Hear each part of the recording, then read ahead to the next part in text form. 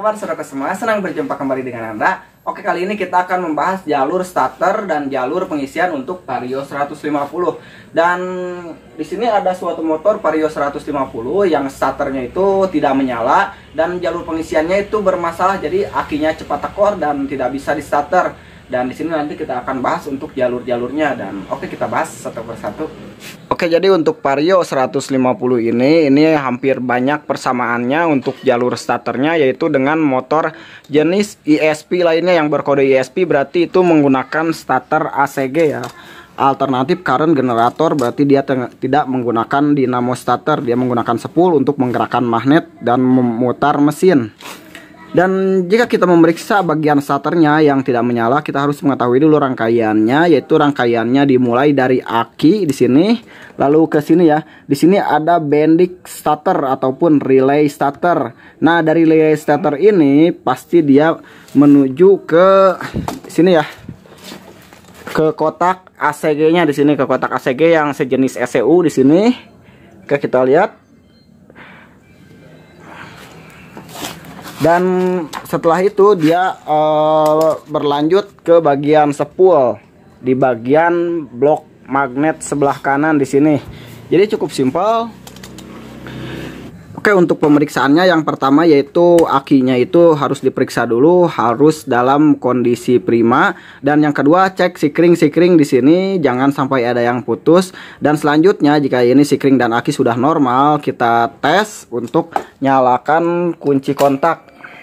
Jika dinyalakan kunci kontak, lalu kita pencet starternya dan pencet rem. Dan setelah dipencet seperti itu, berarti kita harus perhatikan di bagian bending di sini, bagian relay starternya harus bunyi cetak-cetik seperti ini. Ya, jika bunyi cetak-cetik seperti ini, berarti ini dipastikan relay ataupun bending starternya itu berfungsi. Ini yang utama, berarti setelah dipastikan untuk bending starternya di sini dia berfungsi, berarti jalurnya seperti yang tadi dari aki ke bending starter yang sudah berfungsi ataupun relay starter. Lalu kita lanjutkan ke bagian sini ya untuk kabel-kabelnya. Ya, di sini bagian ECU ataupun ACG-nya, ini mungkin yang di atas ECU dan di bawah untuk rangkaian ACG, mungkin ini menyatu juga. Oke, kita cek. Untuk jalur kabelnya, di sini jalur kabelnya itu harus sempurna. Karena kebanyakan untuk motor Vario 150 ini kebanyakan soket di sini untuk bagian soket ACG-nya itu banyak yang pada meleleh seperti ini. Kalau meleleh seperti ini sudah jelas starternya itu jadi tidak berfungsi.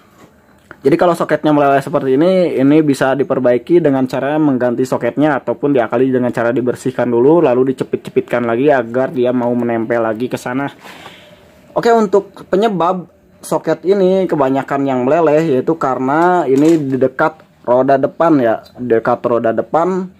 Mungkin dia lebih mudah terciprat air posisinya di sini dan dia menjadi konslet dengan air dan panas.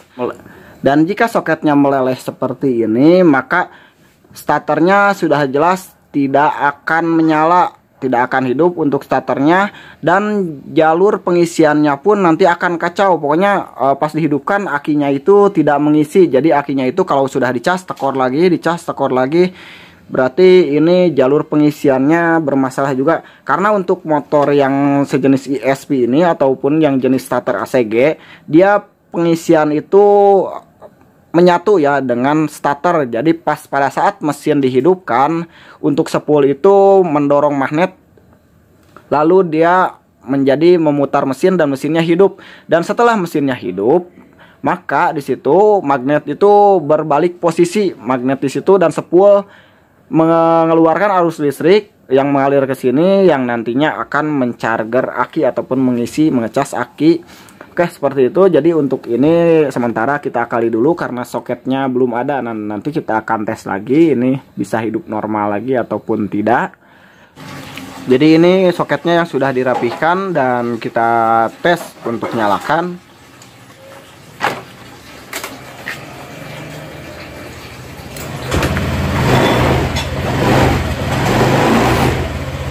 Ya, pokoknya ini normal kembali ya untuk motornya. kita tes lagi.